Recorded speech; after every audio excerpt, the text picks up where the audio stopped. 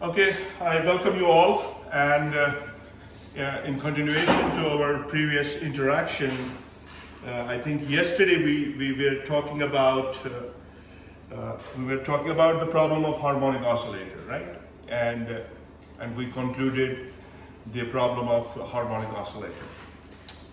Today I want to talk about the very important concept in quantum mechanics, even though it belongs to the classical mechanics as well.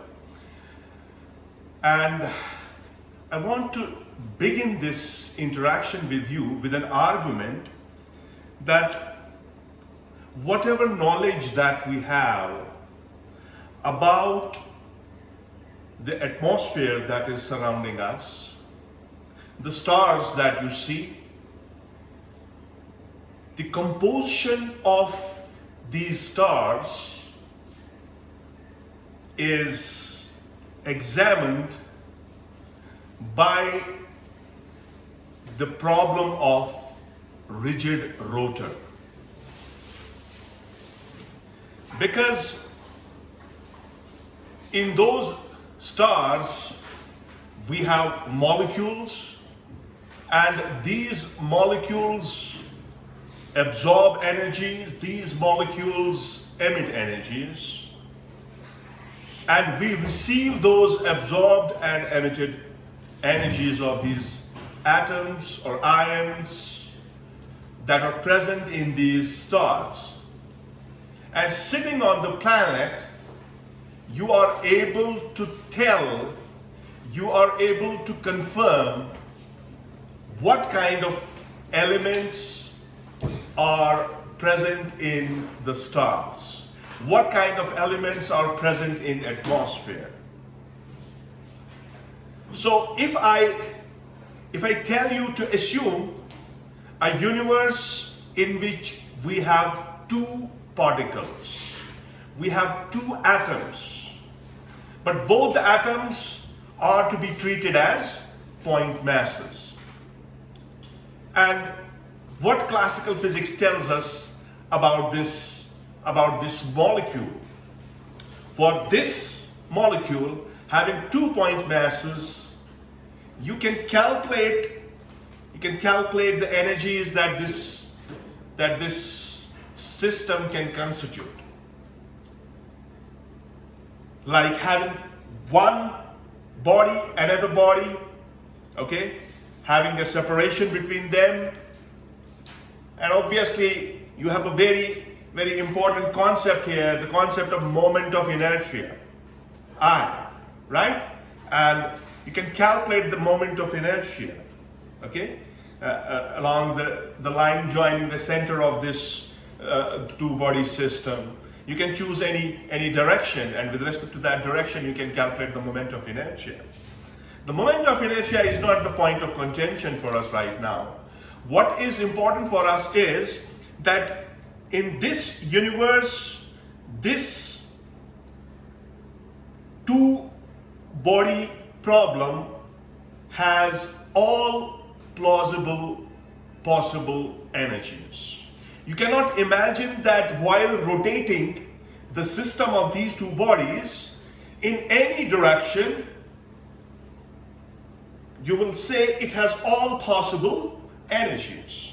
Even you can fix your problem along Z, you can fix your problem along any axis, and the molecule, these two bodies connected by a hard rod will lead us to continuous energies. You can locate it exactly, what's going on. But if you replace this system of two bodies connected by a rod by a diatomic molecule, assuming each atom to be a point mass. So you are moving from macroscopic to the microscopic state, right? And now you are trying to understand the system. You have the two atoms, the 2 point masses, they are connected to each other. They have a bond. And Do they rotate exactly the way we perceive the rotation of the bodies in classical physics? We are not sure about that. Do they conceive all plausible energies that we have for a classical system? You have two-body problem, it will have all plausible energies, right? But the molecule that you are talking about in that universe, you will see that this molecule will possess only some finite steps of energy. It will absorb energies in quantas, and it will emit energies in quantas. And this absorption and emission of energy of these molecules at the quantum level leads us to understand everything around us. The stars, the planets, because they emit radiations. And these radiations are coming from molecules. These radiations are coming from atoms, right? And you can even predict that you have a star in which there are molecules. You can predict a star in which you'll say, come on, it has atoms, based on the energies that you calculate in the laboratory. So today's problem is the quantum mechanical approach of rigid rotor. But before we perceive this problem, we have classical understanding of a two-body problem. If you have a two-body problem like this, if you have, say, M1 and M2, and between these two bodies there is a separation. If I take some origin, if I call this R1, if I call this R2, this system can be boiled down to a one-body problem by implying the mass which is called as reduced mass. Okay? So here you have reduced mass. So you have already done that. You already know about the reduced mass. And this reduced mass is represented by mu. And what is that? That is M1 R1 plus M2 R2 divided by R1 plus R2. Right? So this is my reduced mass. Now at the same time, if I will take a general equation for moment of inertia, right? What is the general equation for moment of inertia? I is mr squared, right? This r is a separation from that axis where from you're calculating this moment of inertia, right? So if you have a system of two bodies having two masses, you will be replacing this mass by the reduced mass, isn't it? So you'll be replacing this m by mu.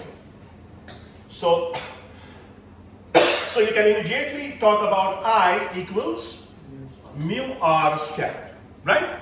So I equals mu r squared. That means, is it okay? That means mu is I by r squared. So since we are talking about a rigid rotor, okay, we will be using the reduced mass. So I can replace this reduced mass by I by r squared, where I is the moment of inertia, right? And r is the separation. So if we think like this, we have something like this. I mean, you have a rotor. Say, for example, I call this M1, I call this M2, and I want to study this problem in spherical polar coordinates. So if this is x, this is y, and this is z, right? So you have a molecule, and say this is R1, this is for the sake of understanding, and this is R2. So what is happening? You have a molecule, and this molecule is allowed to rotate, okay? And it's allowed to rotate in spherical polar coordinates. Now think about your classical two-body problem, okay? If you have a classical system, M1, M2, then there is a rod. If you make a rotation of it, it will always have a rotation in two-dimensional plane. It will always make a circle. The classical two-body problem will always make a circle. Definite path, definite geometry, right? Definite trajectory. But we have to discuss this formalism in quantum mechanical framework. And we understand it's not going to make a plane-like circle. It's going to be the part of a spherical geometry, right? And in that spherical geometry, what we have? We have a rotor. We have a two-body problem. And we have mass M1, we have mass M2. And between these two masses, there is a separation. And this separation is assumed to be constant, right? Now, if I assume that this separation is constant, certainly I will be using Laplacian operator in spherical polar coordinates to resolve the problem of rigid rotor. In this framework, this separation between these 2 point masses is constant. Okay? If it is constant, then any derivative that we have in Laplacian with respect to r will immediately be equal to 0 because there is no change in r.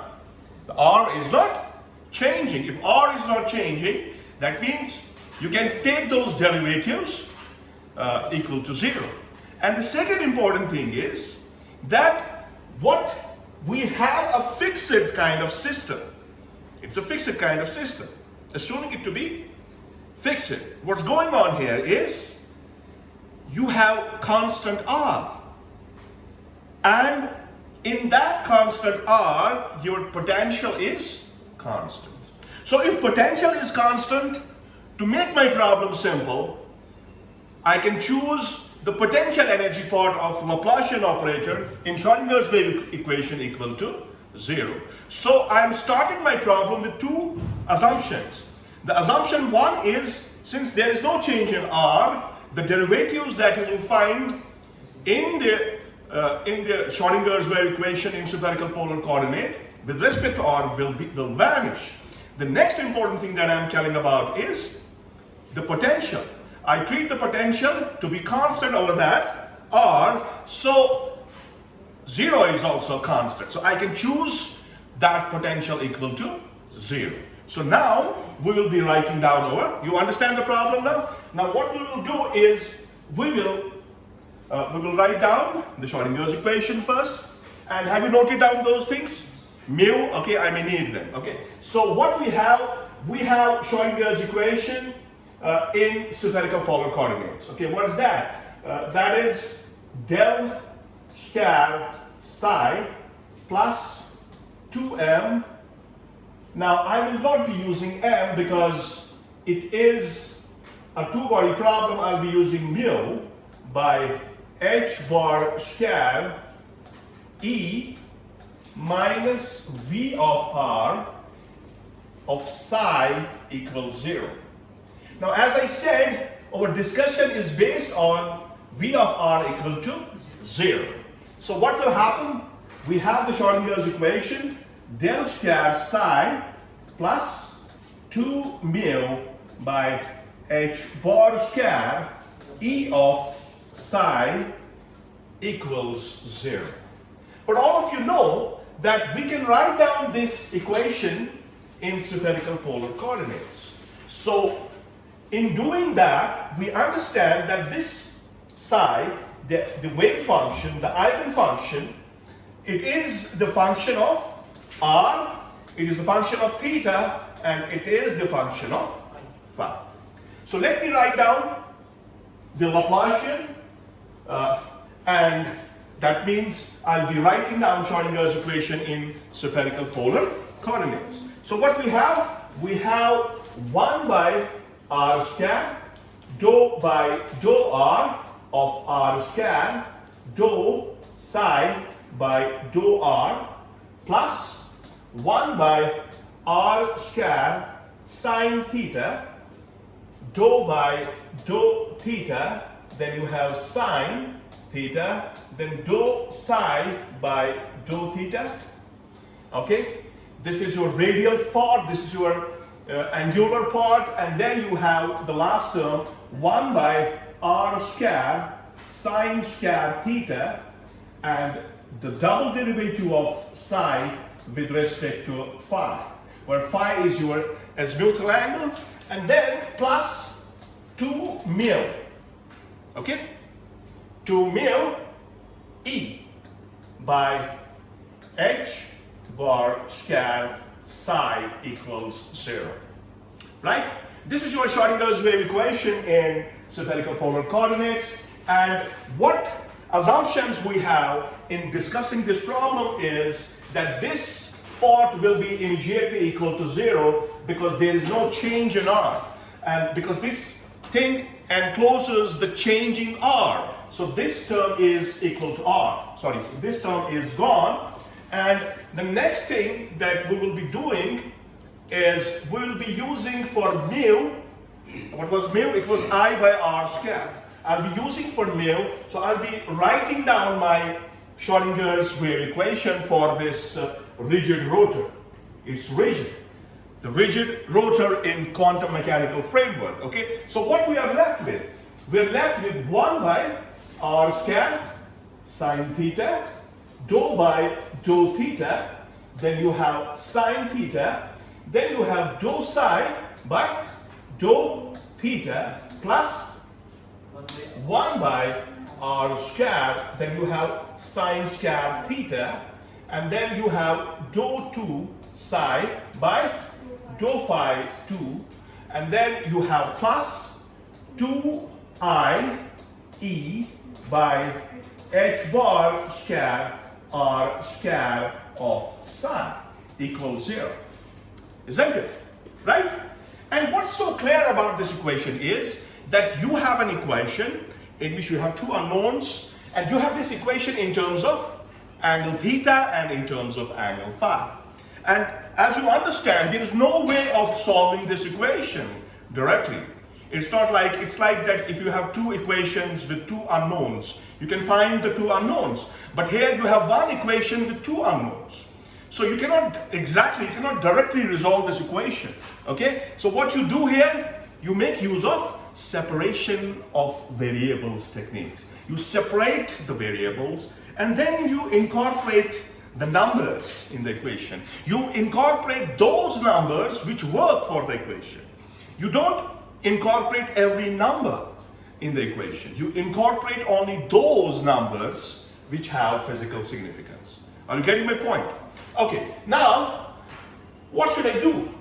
This equation is in front of you, and I know that my psi is basically the function of theta and phi, isn't it? And this I will take as x of theta and y of phi. Okay, so instead of x of theta, I will be writing x. But you know that x is the function of theta, and y, instead of y phi, I'll be using y, because you know y is the function of phi. So I'll be writing it something like that. So I'm writing the psi of theta and phi is equal to x and y. Okay, clear? Right? Now I can find the derivative. I can find d psi by d theta. What will be that? That will be, so theta is this, so y will be out. It will be dx by d theta. Am I right? But you know that x is the function of theta and y is the function of the phi. Okay? Now, because in Schrodinger's equation, I need dou psi by dou theta. So theta part is gone. And for phi, I have double derivative. So for double derivative, what I'll have? I will have d2 psi by d phi 2 equals y will be out and you x will be out. Okay, x will be out and you will have d2y by d phi 2, isn't it? Okay, now I can incorporate these results in the equation that I have already written down. So what will be that? I have 1 by r square, right?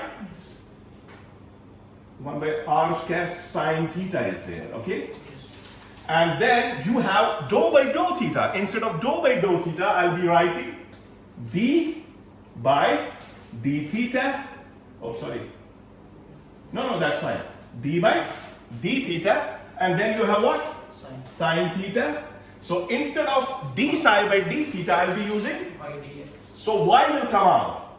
I will write that y here, okay? So this will be d x by d, come on, d theta. Okay, this is okay, fine.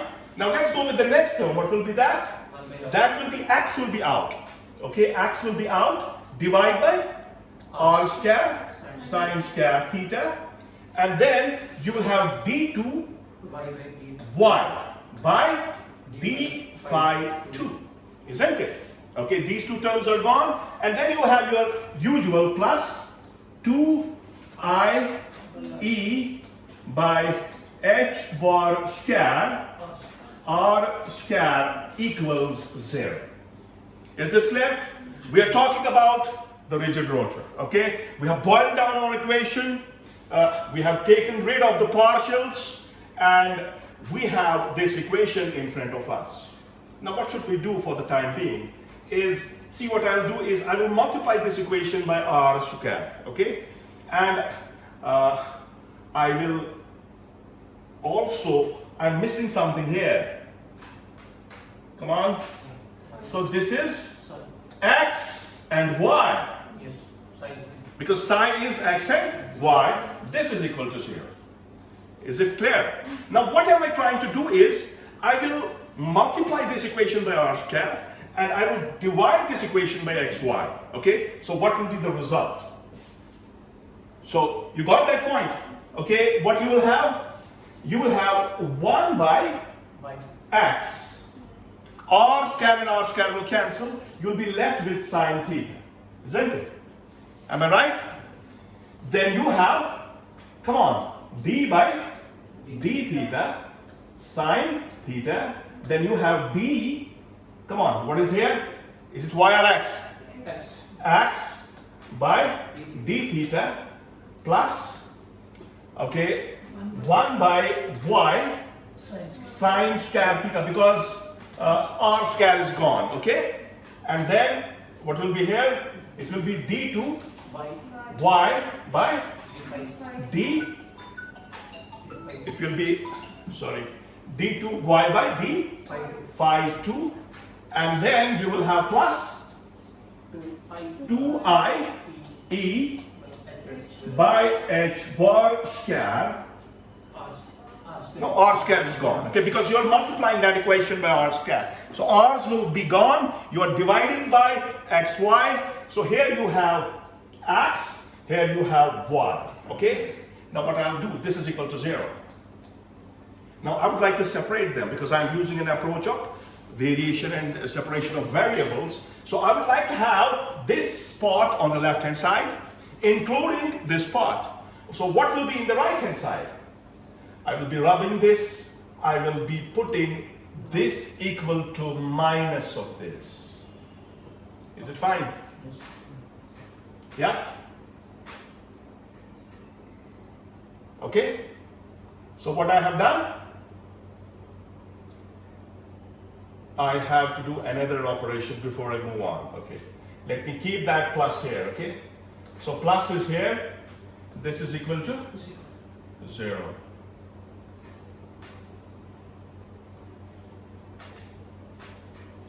No. if I separate them out at this point, what will I get? So this will be negative of this, and this will be equal to that.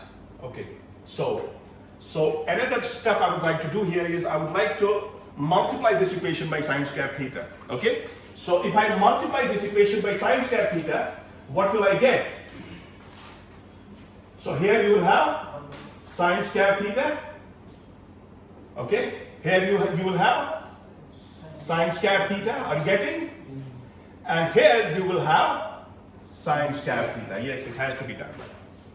Okay, because I want this part independent of theta. Okay, so that's why what I did, I multiplied this equation by sine square theta. You can see this sine square theta and sine square theta will go. Okay, are you getting it? Yeah. Now you can see this part is exclusively in terms. Okay, so we were running out of storage. Now let's continue our discussion on a rigid rotor. We have been talking about the rigid rotor, and we have reached to this level. And here we have exclusively in the left hand side we have things in terms of theta, and in the right hand side we have things in terms of phi, and we have to equalize both of them to m square. Okay, so let's take m square as, so what was in the right hand side? It was minus 1 by, yeah, 1 by y, and then d2, okay, then it was d2y, so d phi 2 equals m square. Okay, if I do that, I will get d2y by d phi 2. So this will go other side. So this will become minus m square y equals 0. Okay. So this will be your differential equation. Okay, we are not interested in this part of differential equation. We are interested in the angular part of the differential equation. And what is that? The angular part of differential equation is what? You know this differential equation, you know its solution. Okay, so now let's go to that equation. What was that? What was left? Yeah, what was that? It was 1 by x d by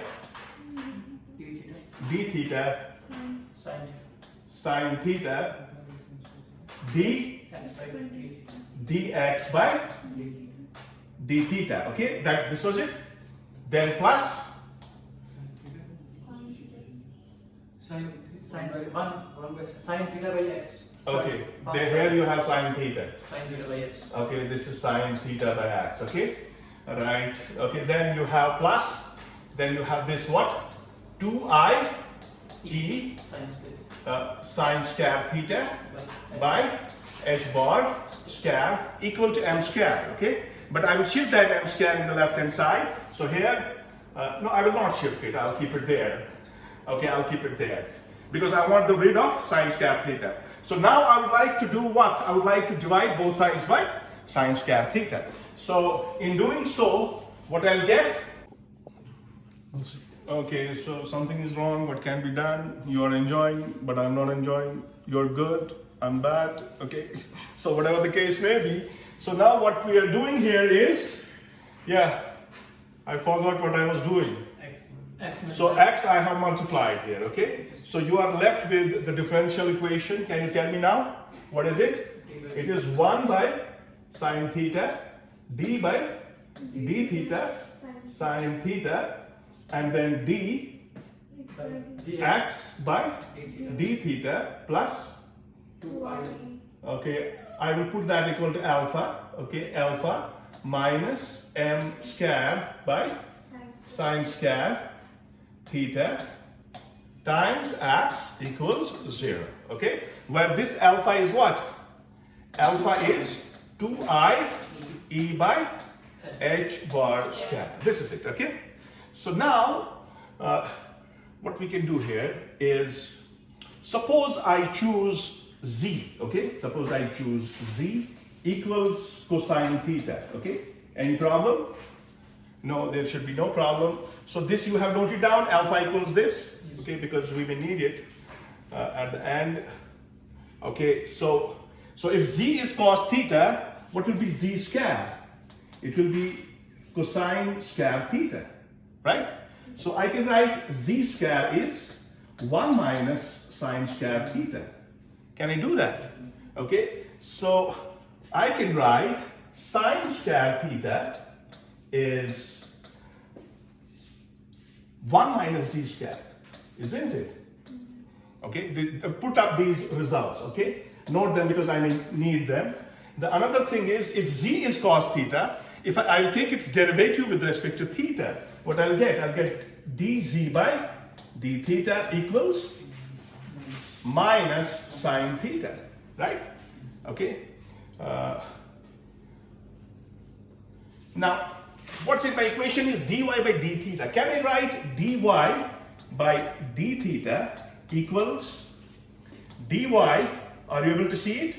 By dz times dz by d theta. Come on, can I do it? Can I do it? I can do it, yes. Have you noted down all of these assumptions? Yeah.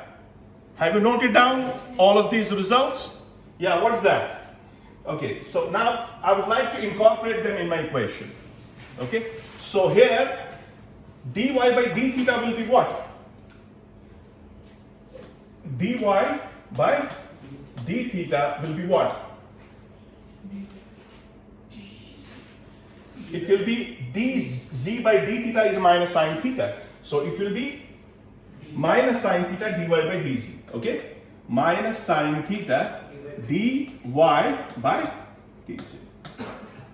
Okay, now let's go back. This is my equation. Okay, this is 1 by sine theta, and look at this part. This is your u and this is your v. Right? So I can use the uv rule here. So 1 by sine theta times, come on now, you tell me. Yeah, 1 by sine theta. First I should incorporate that. Yeah. It is d by d theta. Let me write it as it's for the time being. I will do that later on. Then I have sine theta. And then I have dy by d theta. Isn't it? But dy by d theta is this much. So okay. So continuing from here, okay, what we have incorporated now minus sine for dy by dz. Okay. Then you have the same thing plus, let me call that zeta equals 0. Okay, that zeta is what? That is alpha minus m square by sine square theta. Okay, that's it. Okay, I would like to, now look at this. See, this minus that you have, it will come outside. Okay, I'll get it out. But inside you will have d by d theta of sine square theta and dy by dz. Okay, what will be the next equation? The next equation will be, yeah? Now you tell me, come on. This will be minus 1 by sine theta d by d theta d by d theta sine square theta. And then you will have dy by dz. Okay? Then you have your own things, what? Plus zeta equals 0. Okay. Now this is your u and this is your v. Okay? Okay? So what is outside? Outside is minus 1 by sine theta. So come on, do it. So u as its, that means sine square theta as its, into the derivative of v. So that will be d by d theta of dy by dz. Okay? Plus, okay? Plus dy by dz as its. dy by dz as its into the derivative of sine square theta. That is 2 sine theta into the internal derivative of sine theta. So this is 2 sine theta cos theta. Are you getting? Okay? this is closed, then you have plus zeta equals 0. Right? Now you see this 1 by sine theta is common to both. Okay? So you can immediately see that this sine theta and this square will cancel. But look, d by d theta is here. Can you check out what is d by d theta? It is minus sine theta d by dz. Yeah, come on. It's minus, isn't it? I'm talking about this d by d theta. So you have minus is outside. So you have minus outside. Inside is what? Sine theta. I have committed a mistake. You know what?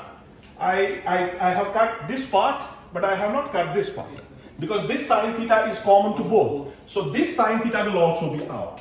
So you give me the final equation now. What's that? This will be sine theta into minus sine theta d by d theta. Am I right? D by dz. Sorry. dz. Okay? What is then? Then you have dy by dz. See, we are achieving it. This is dy by dz. Okay, then you have what? Plus 2 cosine theta dy by dz. Plus 2 cosine theta dy by dz. Plus zeta equals 0. Am I right?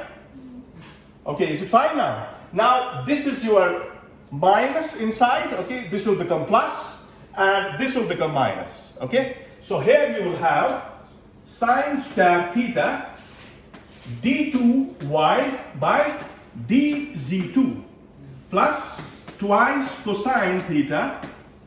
Minus. Oh, it has to be minus, you're right. Minus 2 cosine theta dy by dz plus zeta I'll be writing alpha minus m square by sine square theta is equal to 0. Now give the values to cosine theta and sine square theta. What will be your equation? You have obtained this equation in the past. Okay, what will be your equation? Sine square theta is 1 minus z square. Then you have d2y by dz2.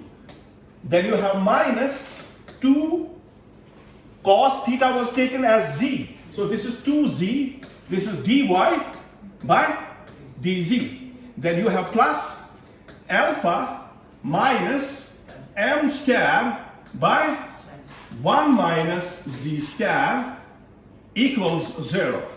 This is your Legendre equation. You have obtained this Legendre equation already. And if you compare this Legendre equation with the problem of spherical harmonics of hydrogen atom problem, this alpha is what? This alpha is L times L plus 1. This is it. See, the guidance is coming from solving the Schrodinger's wave equation. And it's telling you, no, you cannot have all values of angular momentum. You can have only finite quantized values of angular momentum. But what was alpha? It was, alpha was 2I E by h bar square. So I can compare the two equations and I'll get the eigenvalue equation. So what will be that? That will be 2I by h bar square is equal to L times L plus 1. Okay? So what will be your energy eigenvalues for rotational, for the rotor? It was a rotor, okay?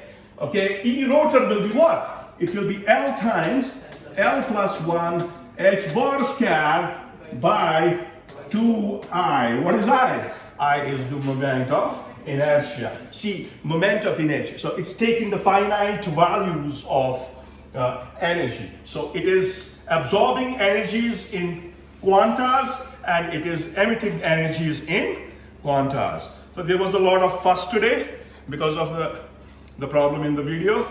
So with this, I would like to stop here. If you have to ask me anything, you won't. He's coming, you're going. No, I'm going, and you're staying. Come on, close it.